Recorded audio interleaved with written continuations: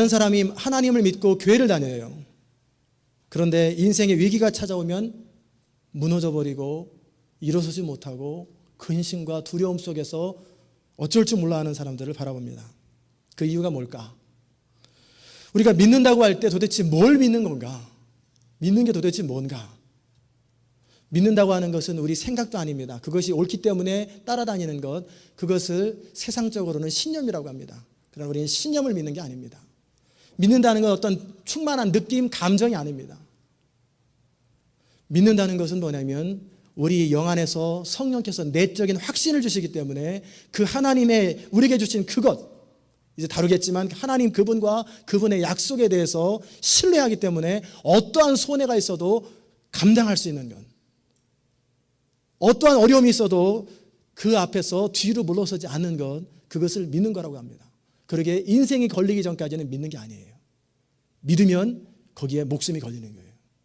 그러게 믿는 것이 무서운 거예요.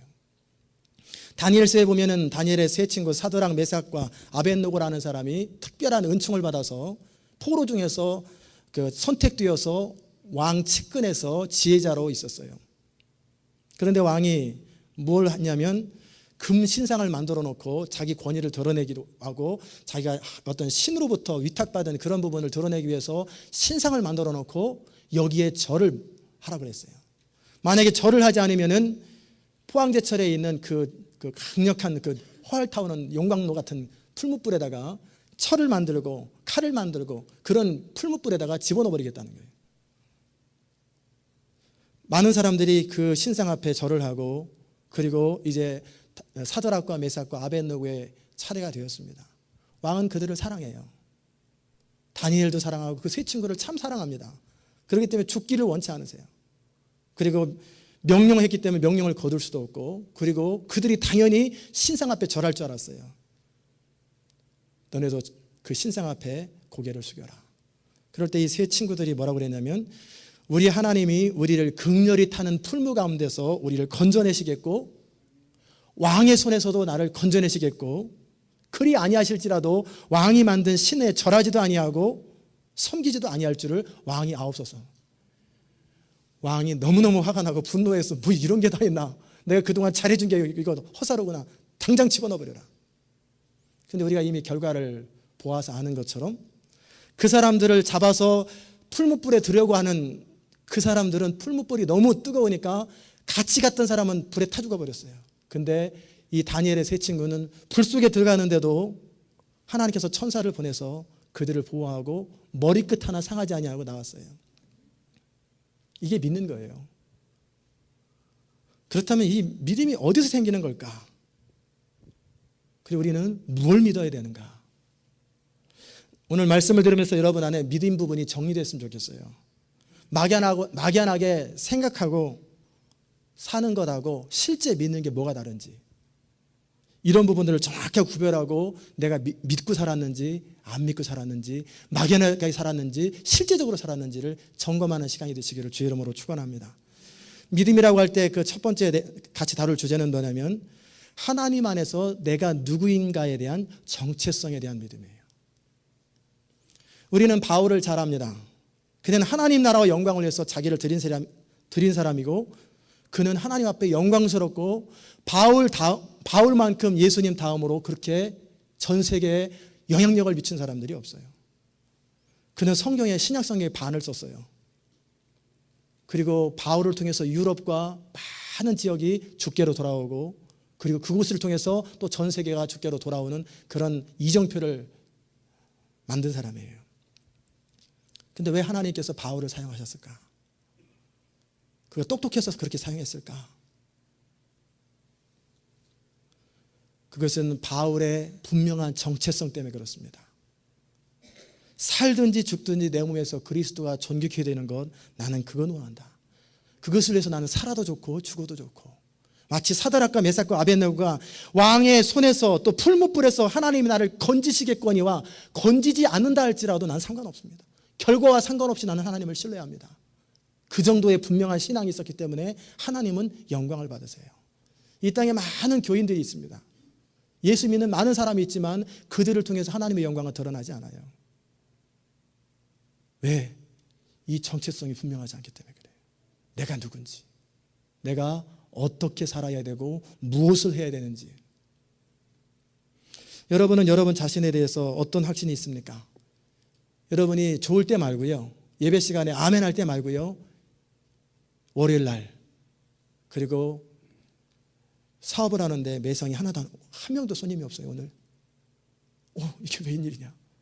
그러면서 점점 재정적인 파산지경으로 가기 시작할 때, 관계로 인해서 아픔을 다가올 때, 또 여러 가지 인생의 코너에 닥쳐 있을 때 내가 과연 붙잡는 게 뭔가, 내가 정말 붙드는 게 뭔가. 사람은 어느 순간이 되면은요, 내가 붙잡고 있다고 생각했던 것, 내가 믿었다고 느꼈던 모든 것에 대해서 어느 순간 무너지는 걸 경험하게 될 거예요. 정말 내가 붙들고 있는 것, 내가 믿고 있는 것이 무엇인지 코너에 가면은 그때 정확하게 드러나게 됩니다. 슬픈 것이 정말 우정을 다짐했고 그리고 한 몸인 걸 확인했는데 배가 침몰하면서 보트에 한 사람밖에 못 타는데 내가 살아야 되겠다, 너는 그냥 빠져라. 그럴 때 물에 빠져가면서 믿었던 저 남편, 저 믿었던 친구를 바라보면서 내 믿음이 어땠나 한번 생각해 보세요. 집에 가셔서 나는 한 사람밖에 살지 못할 때 아내를 구하겠는가? 아니야, 당신은 중요한 사람이니까 당신이 살아야 돼. 애들을 바라보면서 어떻게 하겠는가? 그때 자신의 본색이 딱 드러나기 마련이에요. 편하고 좋을 때는 기도 응답이 잘 되고 삶이 잘 해결될 때는 내가 잘 믿는 것 같고 뭔가 가지고 있는 것 같아요.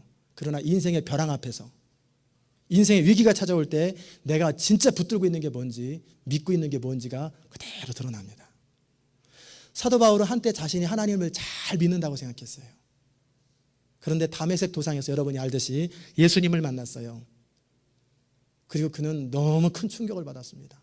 자기는 옳다고 생각했고 그것이 바르다고 생각했는데 그게 믿음이 아니라 신념이었고 내 생각이었다는 사실을 발견하고 충격에 사로잡힙니다. 하나님의 교회를 핍박하고 예수는 하나님의 아니고 하나님의 아들도 아니고 사기꾼이고, 그리고 하나님의 교회는 정체성이 분명하지 않고 정통성이 없는, 그렇기 때문에 유대교만이 전통성이 있고 정통성이 있고 그 예수 믿는 교회는 다 없애야 된다고 하는 그런 신념에 사로잡혀서 사람들을 잡으러 다녔는데, 그렇게 핍박했던 예수님이 실제 자기에게 나타나는 거예요. 부활하신 예수님이 나타나니까 너무 큰 충격을 받고 자기가 지금까지 쌓아왔던 것, 살아왔던 것, 옳다고 믿었던 것이 다 무너져 버리는 거예요. 사도 바울은 그 사건 이후로 자기 인생을 정리합니다. 그리고 막연한 것이나 진리의 바탕을 두지 않은 신념들을 다 버려버립니다. 그리고 이전 것을 다 배설물처럼 여겨버리고 이전과 이후를 분명하게 정리합니다. 그리고 예수 그리스도라고 하는 토대 위에 다시 자신의 믿음을 재해석하고 다시 믿음의 벽돌을 하나씩 쌓아 나가는 거예요. 믿음이란 결국 뭐냐면 하나님과의 인격적인 관계예요. 그 인격적인 관계는 반드시 진리인 하나님 말씀에 근거를 두어야 그것이 맞습니다. 그 하나님과의 관계 안에서, 그 하나님의 인도하심 안에서 우리 인생이 있다라고 하는 확신이 있을 때 그는 흔들림 없는 삶을 살게 되는 거예요. 바울이 그 부분에서 정확하고 분명하기 때문에 그는 왕 앞에서도 총독 앞에서도 그를 핍박하는 많은 사람 앞에서 조금도 굽히지 아니하고 흔들리지 아니했어요. 많은 사람들은 몇 가지 하나님의 기적을 체험했던 것을 믿음으로 착각하는 경향이 있어요. 기적은 기적입니다. 믿음 아니에요. 좋을 때는 그것이 도움이 됩니다. 내가 믿음이 있을 때 기적은 믿음을 조금 더하는 데 도움이 되지만 기적은 기적일 뿐이에요. 하나님의 응답도 응답일 뿐이에요. 이스라엘 백성들이 광야에서 기적을 체험하지 못했기 때문에 넘어진 게 아니에요. 예수님의 제자들이 기적을 몰랐기 때문에 그들이 십자가에서 모두 도망가 버린 거 아니에요. 그들은 예수님 그분에 대한 신뢰에 하나님과의 인격적인 관계가 없었기 때문에, 하나님의 약속에 대한 신뢰도 부족했기 때문에 그로 인해서 광야에서 쓸쓸히 죽어갔고 그리고 모두 떠나버렸던 거예요. 우리가 정말 붙들 수 있는 건 뭐냐면 하나님 그분과의 약속, 그리고 하나님 그분에 대한 신뢰예요. 하나님께서 우리에게 말씀하신 그 약속만이 우리를 마지막 순간에 버티게 하는 거예요. 아브라함이 본토 친척 아비집을 떠났습니다. 그 역시 많은 위기가 있었어요. 그런데도 여전히 그 여정을 갈 수 있었던 힘이 뭘까? 부자 됐기 때문에? 아니에요. 그가 그 여정, 머나먼 여정을, 사막을 가로지르는 여정을, 죽을 위협을 감싸 무릅쓰면서 갈 수 있었던 유일한 한 가지 원인은 하나님의 약속 때문이에요. 본토, 친척, 아비집을 떠나 내가 네게 지시한 곳으로 가라. 내가 너 후손을 하늘의 별과 같이 많게 하겠다. 그리고 이삭이 낳자 네 몸에서 난 이삭, 이 후손을 통해서 이삭을 통해서 나타난 그 후손, 그리스도를 말하죠. 천하 만민이 복을 얻을 것이다. 이에 대한 분명한 확신이 있었기 때문에 그는 계속해서 갔었고, 사람들이 이렇게 저렇게 어디로 갑니까? 우리 다음 진로는 어디입니까? 그럼 아브라함이 모르죠. 갈 바를 알지 못한다고 그랬는데 모릅니다. 마치 여러분이 목사님 다음 어디입니까? 그걸 제가 어떻게 하겠어요? 그때 성령의 인도함 따라 갈 뿐인 거예요. 마지막 이삭을 바치라고 하는 그 하나님의 명령 앞에서도 순종할 수 있었던 건 뭐냐면, 아브라함 마음속에 이 이삭은 하나님의 약속이다. 그러면 죽어도 살겠고 그걸 믿는 거예요. 예수님께서 마르다에게 물은 나를 믿는 자는 죽어도 살겠고 살아서 믿는 자는 영원히 죽지 아니하리니 네가 이걸 믿느냐? 마르다는 믿는다고 말했지만 안 믿었지요. 지적인 동의를 했죠. 그러나 아브라함은 실제 믿었어요. 그렇기 때문에 칼을 들이대서 죽는다 할지라도 하나님은 다시 부활시킬 것을 믿은 거예요. 왜? 이삭이 대안이기 때문에. 믿음은 그런 것입니다. 요셉이 그 형제들한테 인신매매 당하고 그 힘든, 한 번도 해본 적이 없는 종살이와, 그래서 최선을 다해서 종살이를 했는데 오해받아가지고 모함받아서 감옥살이 가면서 그거 버틸 수 있었던 힘이 뭐예요? 형들을 내가 다시 만나면 복수하리라, 내가 성공한 거 한번 보여주리라, 그게 버티는 힘이었을까요? 아니에요. 요셉에게 했던 약속, 꿈을 통해서 그에게 주셨던 그 비전을 요셉은 붙든 거예요. 이스라엘 백성들이 넘어졌던 건, 그러나 여호수아와 갈렙은 붙들었어요. 그건 뭐냐면 젖과 끓이 흐르는 가나안 땅에 대한 확신. 그것 때문에 모든 어려움과 힘들고 고통스러운 과정들을 그들은 다 견뎠던 거예요. 그러나 그 약속에 대한 신뢰가 없으니 그들은 무너져 버린 거예요. 이 교회도 마찬가지입니다. 여러분이 시온 인터내셔널 교회를 사랑하는 줄 믿습니다. 아멘. 그런데 여러분이 이 시온 인터내셔널 교회에 주신 하나님의 비전에 대해서 분명한 신뢰가 없으면 상처받거나 인생에 어려움 당하거나 오해를 받거나 기타 코너에 몰리면 여러분은 교회를 떠나게 됩니다.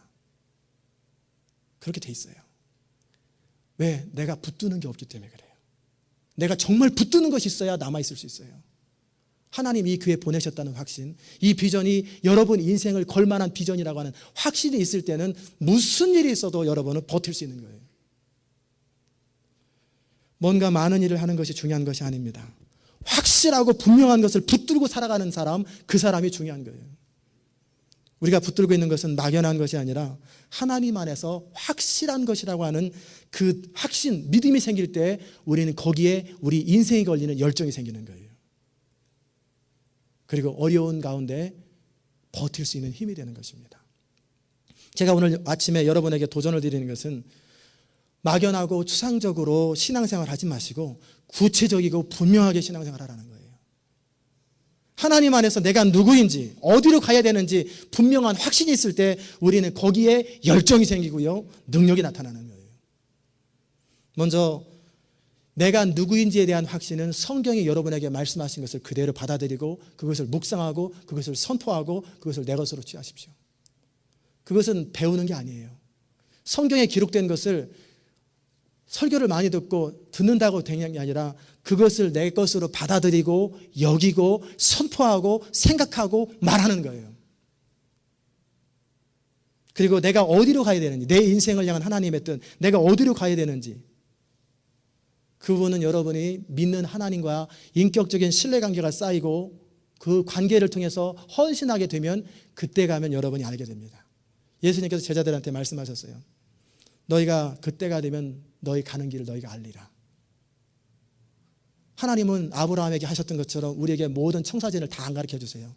우리가 헌신된 만큼, 우리가 준비된 만큼 그때 가르쳐 주십니다. 다 안 가르쳐 주세요. 우리가 준비된 만큼만 보여주시고 준비된 만큼만 길을 열어 보여주십니다.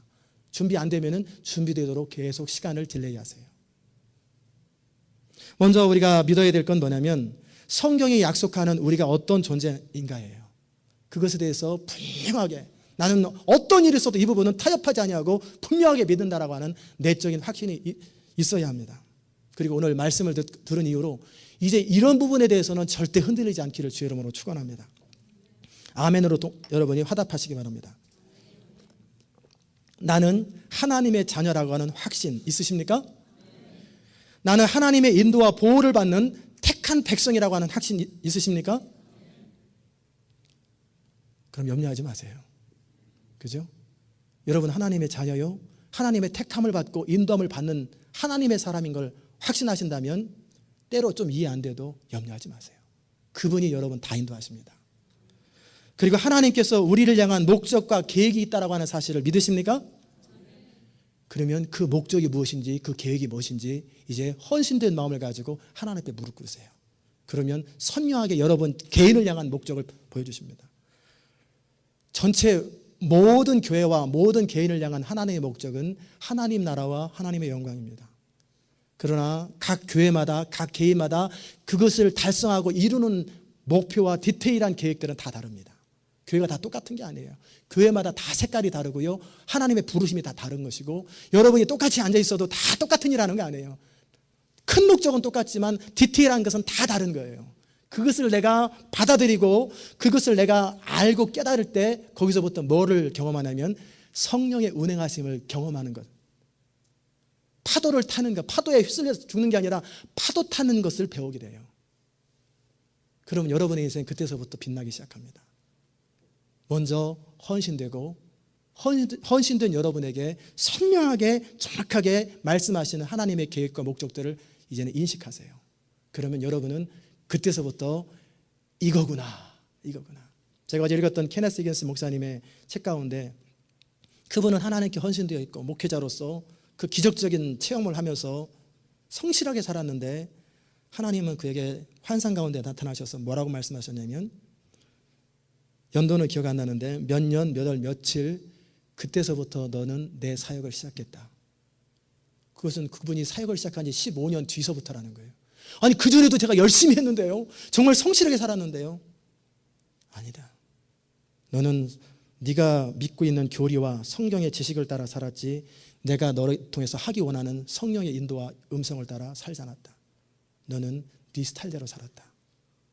그러나 몇 월 며칠부터는 네가 진짜 성령의 인도함을 따라 살게 됐다. 이게 네 사역의 첫 번째 단계다. 15년이나 지나지 목회자로서 헌신한 뒤에 15년이 지나고 나서 네가 첫 번째 네 사역이 시작됐다.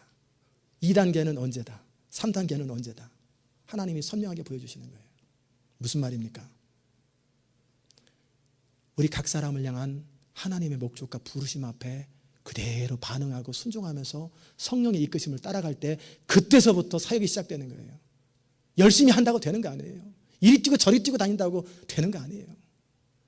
하나님의 부르심과 인도를 따라 내가 살고 있다라고 하는, 그건 본인이 알아요. 그러면 내적인 확신을 가지고 성령의 이끄심과 흐름을 알아요. 그럼 거기에는 반드시 열매가 있게 돼 있어요. 반드시 빛나는 인생이 되게 돼 있어요. 그리고 여러분이 어떤 확신이 있어야 되냐면, 내가 예수를 처음 믿고 세례를 받을 때 나는 그리스도와 함께 죽었고 그리스도와 함께 살았다라고 하는 분명한 확신이 있어야 합니다. 아멘. 따라서 합시다. 나는 세례 받을 때, 또 예수를 처음 믿기로 할 때 예수와 함께 죽었고 나는 예수를 위해 산다. 아멘입니까? 그럼 기분 나빠하지 마세요. 상처받지 마세요. 상처 주는 것도 문제지만 상처 받는 것도 문제예요. 죽은 사람은 날이 없어요. 죽은 사람은 내 생각도 없어요. 죽은 사람은 내 기분하고 상관없어요. 그것이 옳다면, 그게 하나님의 뜻이라면 거기에 목숨 거는 거예요. 그게 죽은 거예요. 그런 사람들, 사도 바울과 같이 살든지 죽든지 기분 나쁘든지 좋든지 상관없이 나는 예수 그리스도가 존귀케 된다면 나는 목숨을 건다. 그래서 그의 인생이 빛난 거예요. 저는 오늘 말씀을 들은 여러분이 바로 그런 축복을 누리시기를 주의 이름으로 축원합니다. 그리고 이제 내가 남은 생에는 내가 사는 것이 아니라 내 안에 그리스도가 사시고 나는 오직 하나님 나라와 영광을 위해서만 산다고 하는 분명한 선포와 고백이 있으시기를 주의 이름으로 축원합니다. 이런 부분들이 정리가 안 되면 맨날 이거 가지고 헤매는 거예요. 평생 이거 갖고 헤매요. 그 다음에 이에 한 걸음 더 나가서 여러분이 이제 개인적으로 가져야 될 확신들이 있어요. 하나님이 이 땅 미국에 목적을 가지고 보냈다는 확신, 하나님께서 나에게 배우자와 자녀들을 허락하셨다는 확신, 아멘. 하나님께서 여러분을 이 교회에 보내주셨다는 확신, 아멘. 확신이 없으면 기도하세요. 그리고 확신 없으면 여기 남아있는 거 의미 없어요. 처음엔 멋모르고 왔을 수도 있고요, 사람의 소개받고 왔을 수도 있어요. 그러나 하나님과 관계 속에서, 이 비전과의 관계 속에서 확신을 얻어야 돼요.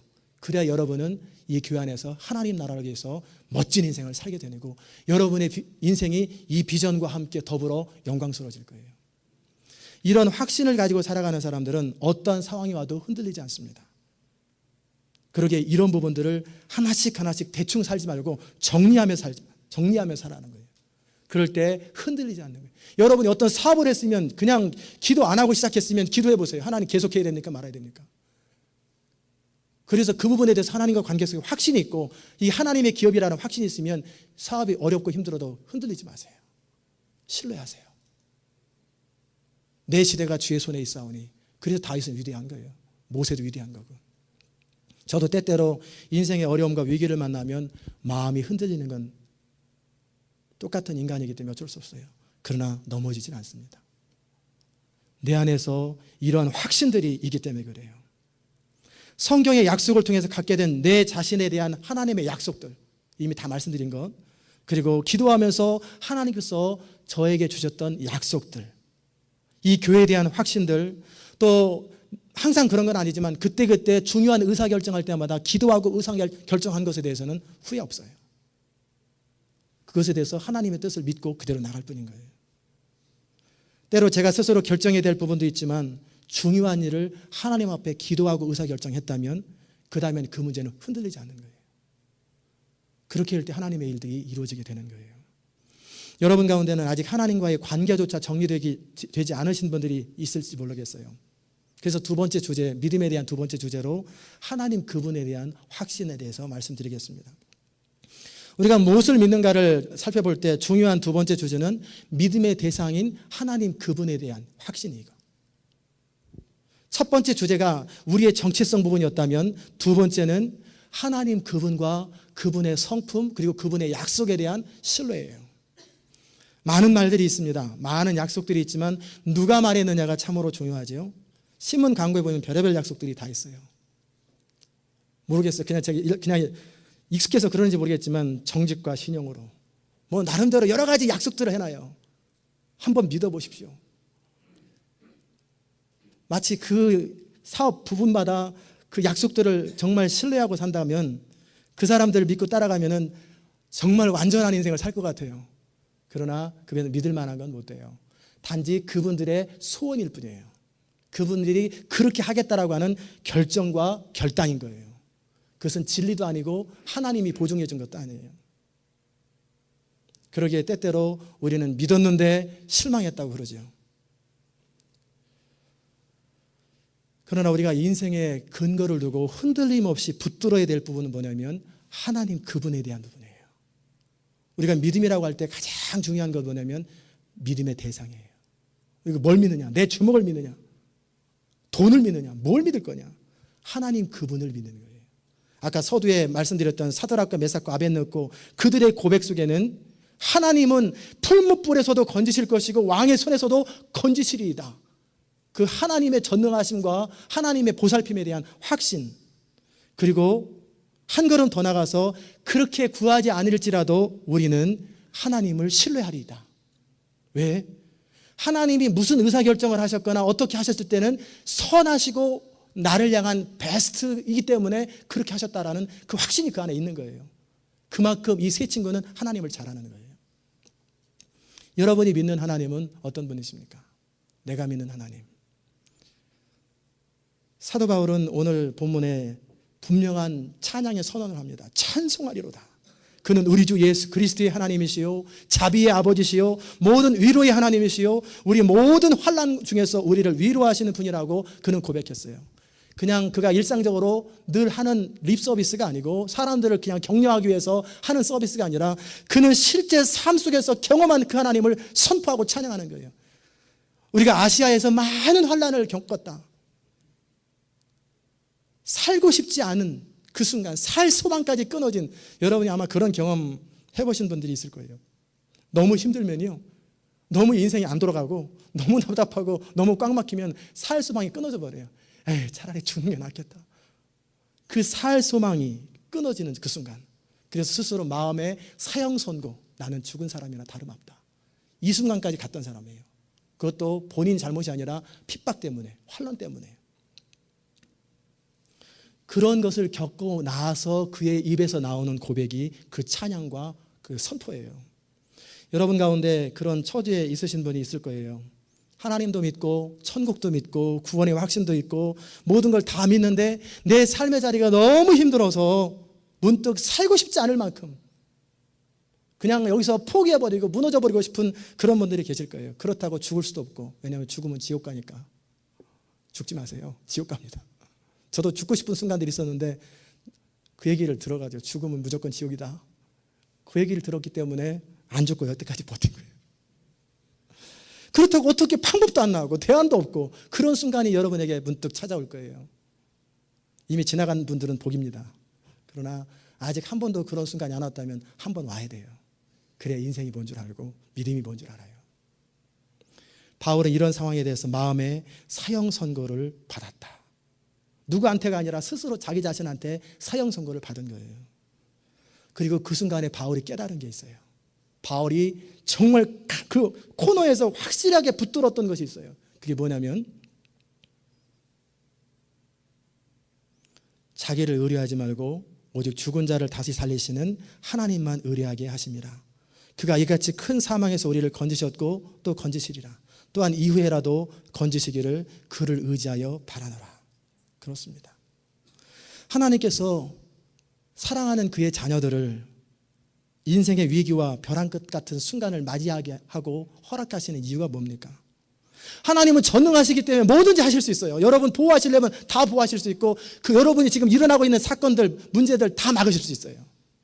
그런데 그것이 일어나도록 허락하고 인생의 코너에 서도록 허락하시는 이유가 뭡니까? 그거는 그 상황에 가보면은요, 내 존재 깊은 곳에서 내가 뭘 붙들고 있는지 그대로 드러나게 돼 있어요. 그대로 드러나게 돼 있어요. 내가 믿는다고 고백하고 찬양하는데 인생의 코너에 가보면 내가 정말 뭘 믿고 있는지, 내가 찬양할 이유가 정말 있는지 거기서 드러나게 돼 있어요. 하나님께서 사도 바울을 포함하여 우리에게 알기 원하시는 것은 인생은 믿을 게 못 된다는 거예요. 우리 자신을 포함해서 그 어떤 사람도 정말 그 인생의 위기 앞에서 도움이 안 된다는 거예요. 평상시 때 약간씩 도움이 될 수 있지 몰라도 그 인생의 코너 앞에서는 그 누구도 우리를 도와줄 사람이 없다라는 사실. 남편도 아내도 그 누구도 도울 수 없는 인생의 실존 앞에 선다는 것, 그것을 경험해 보라는 거예요. 그러기에 도움이 없는 인생을 의지하지 말라고 그렇게 하나님이 끊임없이 선포하는 거예요. 때로는 성도들 가운데 목회자를 의지하려는 사람이 있어요. 물론 목회자가 도움이 됩니다. 그러나 그 도움은 여러분을 하나님께로 인도하며 하나님을 의지하도록 만들어주는 그 선에서 도움이 될 뿐이지 그 이상이 되면 우상이 되는 거예요. 그 이상이 되면 여러분 신앙이 안 자랍니다. 여러분을 하나님께로 인도하는 거기까지가 목회자 역할이고 그 나머지는 결국 하나님 앞에서 홀로 서야 돼요. 그때 서운해하지 마세요. 그때 항상 제가 책임져 주거나 그러면은요, 여러분은 저를 믿지 하나님 안 믿어요. 그러다가 다른 사람에게 더 친절하게 하면 또 목사님한테 시험 듭니다. 왜 그때는 나한테 잘해주다가 왜 지금은 안 해줍니까? 막 계속 시험 들어요. 제가 할 수 있는 역할은 여러분이 하나님께로 갈 수 있는 거기까지, 그리고 그때 격려해 드리는 거예요. 그리고 설 수 있도록 길을 가르쳐 드리는 거예요. 그게 목회자를 세운 이유예요. 인생의 진정한 도움은 하나님 한 분뿐이십니다. 하나님만이 우리 인생의 아픔을 아시고 우리 인생의 위기에서 벗어날 수 있는 그것도 하나님뿐이에요. 그런데 우리는 그 인생의 코너까지 가지 않으면 하나님 아닌 무엇인가를 붙들고 있어요. 우리 자신의 능력을 붙들고 있어요. 사도 바울이 자기를 의지하지 말라고 할 때 그 자기의 안에 모든 것이 포함되어 있어요. 내 능력을 의지하여, 내 경험을 의지해요, 내가 그동안 쌓아놨던 인간관계를 의지해요, 내 건강을 의지해요, 하다못해 내 기술을 의지해요, 그리고 지금까지 모아놨던 은행의 어카운트에 있는 돈을 의지합니다. 근데 그런 거 다 끊어져 버릴 때, 이리저리 두리번 해도 아무도 도울 사람이 없고 내가 붙들 게 없고 건강마저 약해지고 꽉 막혀버리는 순간에, 그때 우리는 허무를 경험하게 될 거예요. 마지막 순간에 무너지는 걸 알기 때문에 하나님은 그 사랑하는 자녀들이 그렇게 살기를 원치 않으세요. 그때 정말 붙들 수 있는 것이 있기를 원해요. 자기를 의지하는 사람의 특징은 뭐냐면, 혹시 여러분인지 모르겠어요, 염려가 많습니다. 근심이 많고 뭔가 잘 될 때는 뭔가 으쓱으쓱하지만 안 될 때는 불안해져요. 그게 자기를 의지하는 사람의 특징이에요. 그런데 우리 인생의 염려와 근심과 불안에서 벗어날 수 있는 비결은, 그리고 모든 가능성이 끝난 바로 그 순간, 사도 바울이 표현한 것처럼 살 소망까지 끊어진 그 순간에 버틸 수 있는 힘이 뭡니까? 하나님 그분, 그리고 그분의 약속만이 영원하고 신실하다는 것을 발견하는 거예요. 그분의 신실하심, 그분의 성품에 내 믿음의 근거를 두기 원하시는 것, 그래서 하나님이 때로는 여러분의 인생을 벼랑으로 몰아가세요. 바울이 죽음의 위협, 힘에 지나도록 심한 고생을 받아 살 소망까지 끊어진 그 순간에 발견하고 확신하고 거기서 일어선, 오뚜기처럼 팍 일어서는 힘이 뭐냐면, 진정을 내가 의지할 분, 내가 붙들어야 할 분은 하나님 그분, 그리고 그분의 신실함밖에 없다. 거기서 다시 시작한 거예요. 다시. 하나님만이 여러분의 인생을 책임지실 수 있습니다. 하나님만이 여러분의 인생을 인도하시고, 하나님만이 여러분의 인생을 만족시키시고, 여러분의 지금 처한 위기에서 건져내실 분도 하나님뿐이 없습니다. 그냥 일반적인 위기는 스스로 하면 돼요. 그러나 정말 안 되는 위기, 사방을 둘러봐도 대책이 없는 그 위기는 하나님밖에 없어요. 어느 집사님이 한두 달 전에 저에게 전화하셨어요. 목사님, 너무 힘들고 고통스러워서 견딜 수가 없어요. 울면서 전화했습니다. 더 이상 버틸 힘이 없고 이제 조금만 더 가면 우리는 망합니다. 이제 끝입니다. 지금까지 10여 년이 넘게 이민사회 했던, 20년이 넘게 이민사회 했던 모든 것이 다 끝나고 산산조각 나는 순간입니다. 내가 어떻게 해야 됩니까? 파산입니다. 그때 제가 그 집사님과 전화를 통해서 기도하면서 이런 약속을 했어요. 하나님 살아계신 분이십니다. 그리고 이제 지금까지 믿었던 그 하나님을 신뢰하기로 결정하시고, 망하면 망하리라, 파산당하면 파산당하리라. 내가 지금까지 내 자신을 믿고 내 자신의 능력으로 살아왔고 하나님을 의지한다고 하면서 정말 의지하지 않아서 지금까지 열매 없었던 내 인생, 하나님은 그 삶의 패턴을 바꾸기 원하십니다. 이제 집사님이 살아가야 할 삶의 한 가지 이유가 있다면 하나님의 나라, 하나님의 영광입니다. 11조 생활 안 하시면 이제라도 다세요. 첫 열매도 드리시고, 망하더라도 어차피 있어도 그만, 그 돈 있어도 안 되고 없어도 안 되는데 하나님께 자리나 해드리세요. 확실하게 하세요. 그리고 죽을 각오를 하고 죽더라도 망하더라도 하나님을 의지한다고 선포하십시오. 어찌 보면 잔인하잖아요. 위로는 못할 망정. 그런데 사람이요, 마지막 순간이 되면 그 안에 정말 믿음이 있는 사람인지, 그 중심에 그리스도가 있는지 아닌지 알게 돼요. 한 몇 년 전에 어느 분한테 똑같은 얘기를 했는데 그분은 거기서 못 일어나더라고요. 그 결정의 순간에 계속 사람들을 의지하고 다니더라고요. 결국 소생이 안 돼요. 근데 이분은 거기서 함께 기도하면서 하나님만 의지하기로 한 거예요. 죽을 각오로 하고 망할 각오로 하고 하나님을 의지하면서 살겠습니다. 그럴 때 첫 번째 다가오는 상태는 뭐냐면 마음의 평안입니다. 마음의 평안. 도무지 해결될 것 가능성도 없고 방법도 없는데 하나님은 살아계시고 하나님은 내 기도를 들으시고 내 인생을 이끄실 수 있다라고 하는 확신 때문에 평강이 흐르는 거예요. 그대로 한두 달도 못 돼가지고 인생의 문제가 다 해결됐습니다. 그 파산에서 벗어났고 그 위기에서 다 벗어났고 모든 방법들이 다 열렸어요. 그리고 하나님이 나와 함께 하시고 나를 사랑하신다는 확신, 정말 믿는 게 뭔지, 하나님을 신뢰하는 게 뭔지 그때 깨달은 거예요. 그리고 구원을 베푸시는 하나님, 그 하나님 안에서 기뻐하며 춤추며 좋아합니다. 사랑하는 여러분, 하나님이 우리 인생을 그렇게 코너로 몰아가시는 이유가 뭡니까? 그 순간에 모든 가능성이 끝난 그 순간에 하나님 붙들라는 거예요. 근데 어떤 사람은 그 순간에 원망해버리고 떠나버립니다. 어떤 사람은 거기서 끊임없이 사람들을 찾아다녀요. 끊임없이 도울 자를 찾아다니다가 결국은 시간만 딜레이되고 계속 실패하는 인생을 살아가요. 그러나 바로 그 순간에 여러분이 정직하게 하나님 앞에 서는 거예요. 더 이상 하나님밖에 붙잡을 것이 없다고 생각되어지는 그때, 내 인생을 새롭게 하고 나의 인생을 인도하실 분은 하나님밖에 없다라고 고백되어지는 바로 그 믿음 앞에 서는 거예요. 이 하나님을 경험한 사람, 이 마지막 순간에 우리를 살리시고 새롭게 하시는 하나님을 경험한 사람은 위로의 하나님, 전능한 하나님, 자비의 하나님, 신실하신 하나님, 바알과 같이 가슴 속에서부터 찬양이 나오는 거예요. 정말 찬양이 나와요. 찬송하리로다, 찬송하리로다. 그게 진짜 찬양이에요. 가슴 속에서 터져 나오는 그 감격의 고백들, 그런 사람의 찬양은 음치라도 하나님 받으세요. 이렇게 하나님으로부터 건지심을 받은 사람들, 이렇게 벼랑 끝에서 구원받은 사람, 환난 중에서 하나님만이 하실 수 있는 위로를 경험한 사람은 이제 다른 사람을 건져낼 수 있어요. 다른 사람에게 길을 제시할 수 있어요. 그리고 그들을 어떻게 그 문제를 해결하는지 방법을 가르쳐줄 수 있어요. 사도 바울의 당당한 고백이 뭡니까? 너희를 위한 우리의 소망이 견고함은, 고린도 교회를 향해서 너희가 고난에 참여한 자 같이 된 것 같이 지금 고난에 있지 않느냐? 그러나 위로해도 내가 경험했던 위로를 너도 경험하게 될 것이다. 왜? 내가 섬긴 하나님은 그렇게 신실한 하나님이다. 하나님이 허락한 고난에 참여한 그 사람, 그리고 그 속에서 위로하신 하나님, 칠흑 같은 어둠의 터널에서 건져주신 그 하나님을 경험한 그 사람은 그 다음부터 삶의 태도가 달라집니다.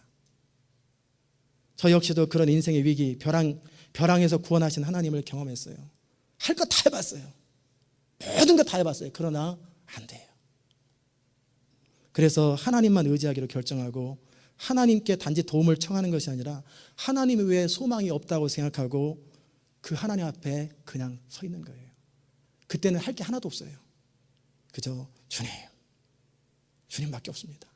주님밖에 없습니다. 주님 나를 박대하시면 난 갈 곳이 없습니다. 주님 나를 도우소서. 그때 하나님이 살아계시는 걸 경험하게 돼요. 그때 하나님이 도우시는 걸 경험하게 돼요. 하나님은 우리가 자기를 의뢰하는 사람이 아니라 하나님만 의뢰하는 사람이 되기 원하세요.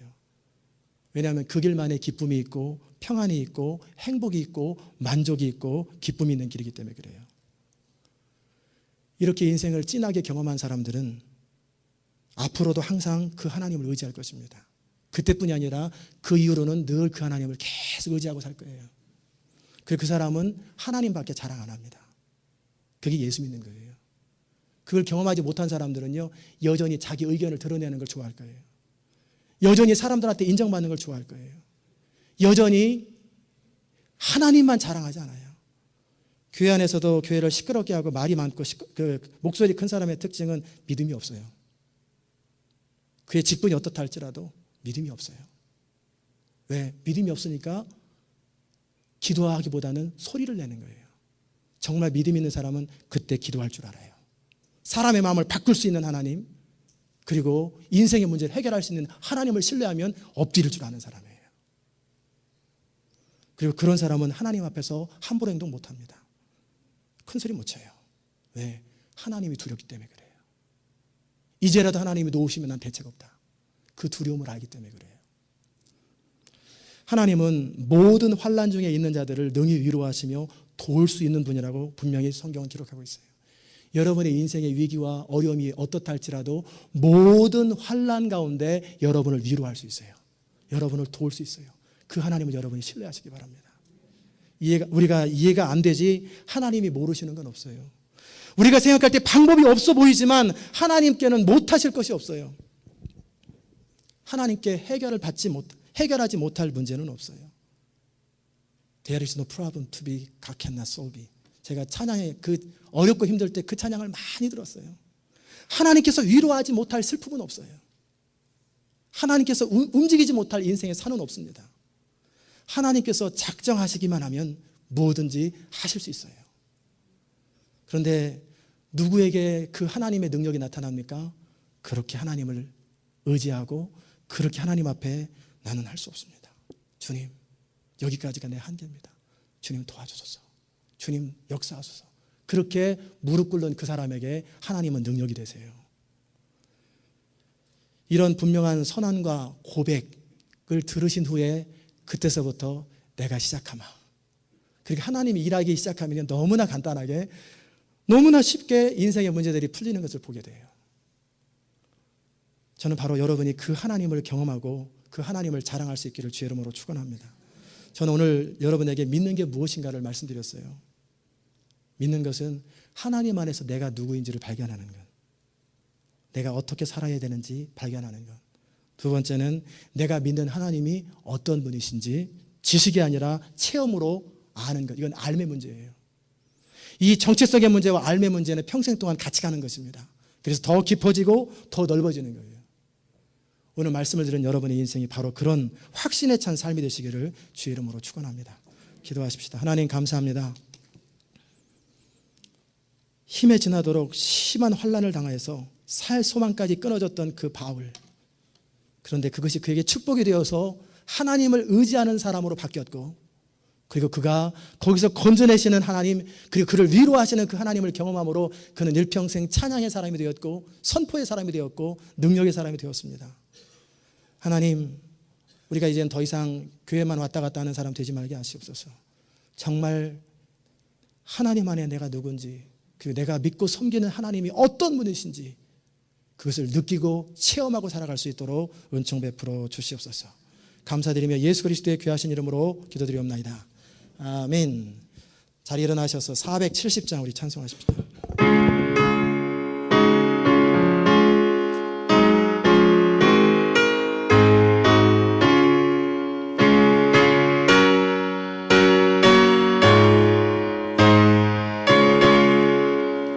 내 평생에 가는 길 순탄하여 늘 잔잔한 강 같은지 큰 풍파로 무섭고 어렵든지 나의 영혼이 늘 편하다. 내 영혼 평안해. 내 영혼 평안해. 저마기 눈을 삼키려고 이 벌리로 달려와도 주 예수는 우리 대장되니 끝내 싸워서 이기겠네. 내 영혼 평안해. 내 영혼 평안해. 내 지은 죄 중빛 같더라도 주 예수께 달으며 그 십자가 피로써 다시 세상 있는 보다도 정하겠네. 내 영혼 평안해. 내 영혼 평안해. 저 공중의 구름이 일어나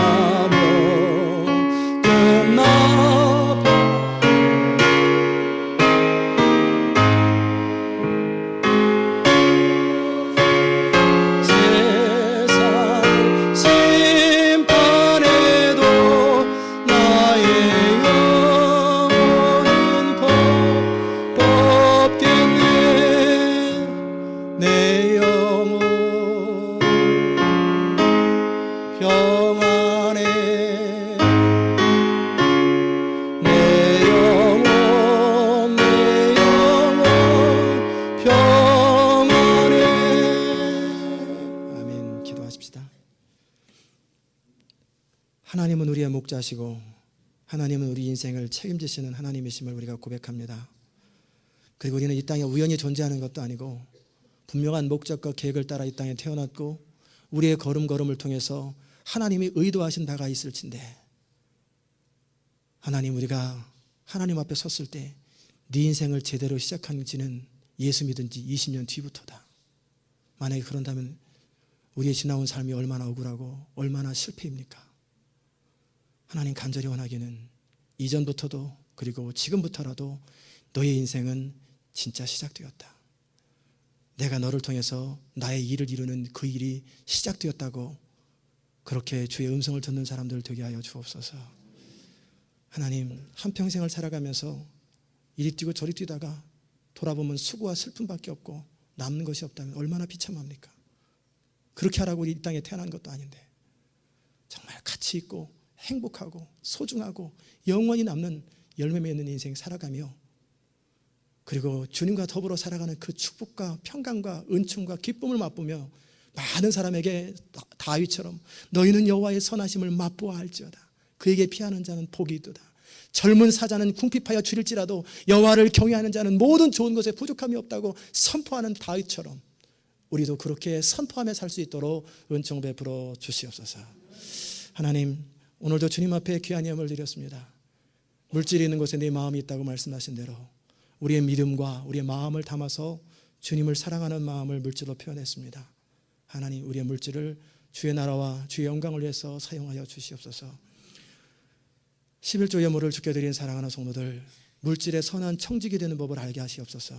그래서 하나님께서 이제 이 교회에 물질을 축복하기 원하시고 또 사업하는 자들을 축복하기 원하시는데, 헌신되지 않으면 축복을 받을 수 없을진데 정말 하나님 앞에 헌신됨으로 우리가 하는 모든 일에서 하나님의 형통케 하심과 축복을 경험할 수 있도록 은혜 베풀어 주시옵소서. 감사 예물을 주께 드린 성도들, 그들의 입속에서 늘 감사와 기쁨이 흘러나오게 없어서 그 누구에게도, 그 어떤 사람에게도 원망과 불평과 비판의 말보다는 감사와 기쁨과 소망의 말을 할 수 있도록 은혜 베풀어 주옵소서. 주일 예물을 주께 드린 성도들, 예배 때마다 주의 음성을 들을 뿐만 아니라 듣고 끝나지 말고 그 음성이 우리의 삶을 바꾸게 하여 주옵소서. 선교 예물로, 또 장학 예물로, 전도 예물로, 구제 예물로 하나님 나라를 사랑하면서 그렇게 우리가 아끼고 절약하여서 주님께 드린 사랑하는 성도들, 주께서 약속하신 대로 이 모든 것에 더해지는 축복을 맛보게 하여 주옵소서. 몸된 교회를 사랑하여서 수고하는 모든 교사들, 그리고 셀 리더들, 사역 팀장들, 그리고 청소하는 분들, 음식을 준비하는 분들, 꽃꽂이 하는 분들, 그리고 드러나든 드러나지 않든 정말 교회를 사랑하며 기도하고 섬기는 사람들, 주께서 그들의 인생이 복되게 하시옵소서. 하나님 나라에 영원히 거하는 자들 되게 하여 주옵소서. 모든 것이 주께로부터 왔기에 다시 주께 올려드리오니 주님 받아 주옵소서. 이제는 우리 주 예수 그리스도의 귀하신 은혜와 하나님 아버지의 무한하신 사랑과 성령의 감화 감동 교통하시는 역사가 이제 무엇을 믿는지를 정확하게 알고 하나님 안에서 내가 누구인지, 그리고 하나님을 온전히 의뢰하고 살기 원하는 주의 귀한 성도들 머리 위에 인생 가운데 이제부터 영원까지 함께 하시기를 간절히 축원하옵나이다.